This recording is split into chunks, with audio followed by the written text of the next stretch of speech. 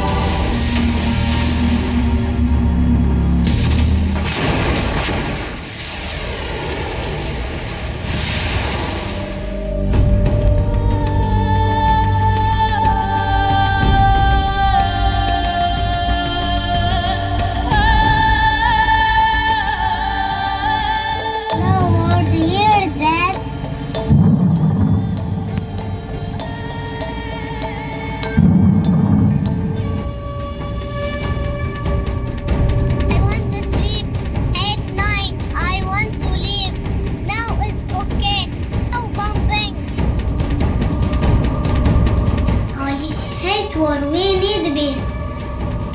Aleppo is our home. Please stop bombing. I am 7 years old. I am from Aleppo. I would like to thank everyone who has been supporting the children of Aleppo. We live under siege and bombing. I am afraid of the bombing.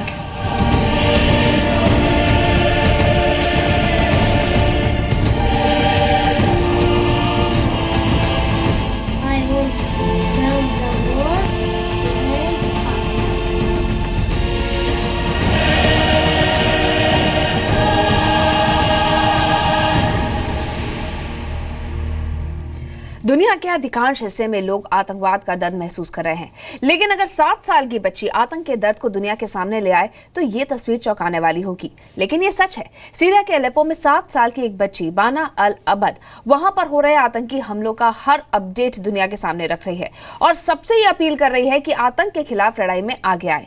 हालांकि उसका आखिरी tweet जो सामने आया उसमें उसने लिखा था कि उसका घर तबाह हो गया है और उसे भी चोट लगी है। यहाँ हम उम्मीद करते हैं कि बाना ठीक होगी और आतंक के खिलाफ उसकी लड़ाई जारी रहेगी। एलेप्पो सीरिया का ऐसा शहर जहां अब शहर कहने लायक कुछ बचा नहीं।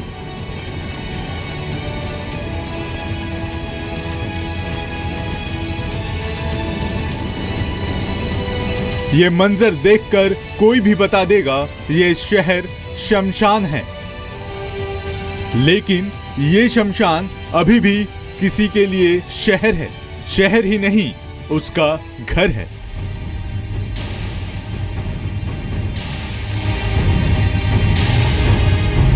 वो है 7 साल की बना अल अबद। बना जो इस समय पूरी दुनिया में आतंक के खिलाफ खड़ी होने वाली उम्र में सबसे छोटी लेकिन जज्बे में सबसे बड़ी ब्रांड एम्बेसडर है।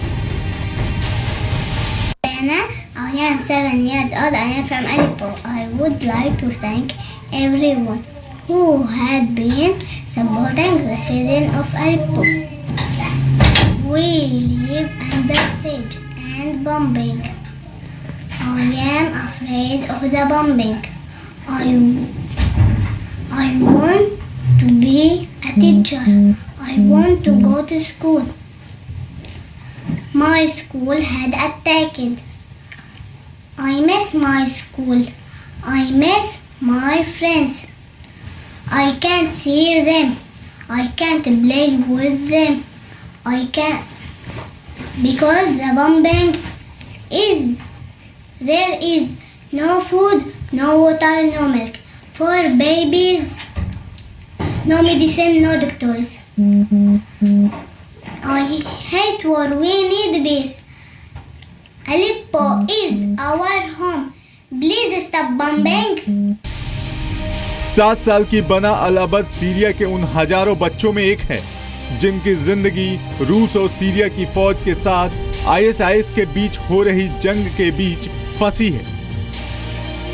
लेकिन 7 साल की बना ने इस खौफ के सामने चुप रहने का नहीं, बल्कि इसकी सच्चाई दुनिया के सामने रखने का फैसला किया। We don't have food, Aleppo under siege.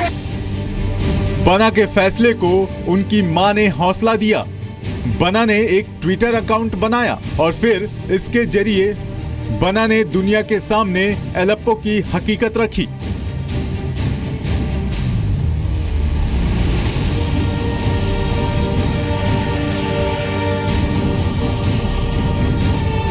लेकिन दुनिया के दूसरे हिस्सों को तो छोड़िए, सीरिया के राष्ट्रपति को ही बना का ये दर्द महज प्रोपेगेंडा लगता है।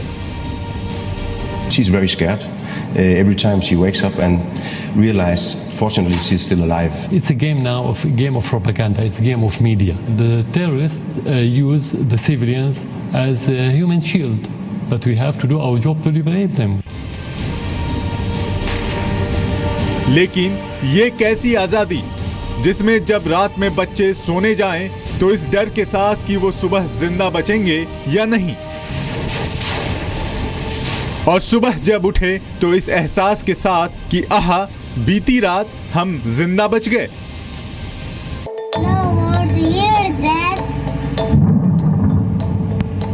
My God, help us to finish war. Morning from Aleppo, we are still alive. अपनी मां फातिमा की मदद से बना ने बीते सितंबर महीने में ट्विटर के जरिए अलेप्पो के इन बिखरती तस्वीरों को दुनिया के सामने रखना शुरू किया और 2 महीने के भीतर ही बना को 1,57,000 लोग फॉलो करने लगे। क्योंकि बना के ट्वीट अलेप्पो में दफन होती जिंदगी की तस्वीर है। बीती रात बना के लिए बेहद खौफनाक रात रही। अब से 8 घंटे पहले बना ने ट्वीट किया है, हमारे पास अब घर नहीं है, मुझे थोड़ी सी चोट लगी है, कल से सो नहीं पाई हूँ, मुझे भूख लगी है, मैं जीना चाहती हूँ, मुझे मरना नहीं है। ऐसी ही एक सुबह जब बना सोकर उठती है तो कल रात तक जो कुछ आसपास बना हुआ था वो बिगड़ा हुआ है।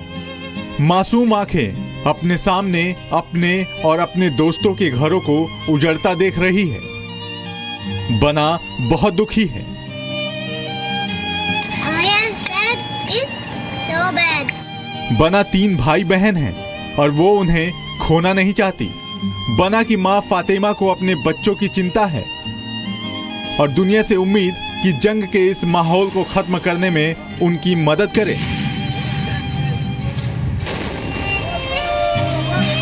I want to talk to the world about our life here and draw attention to the plight of Aleppo.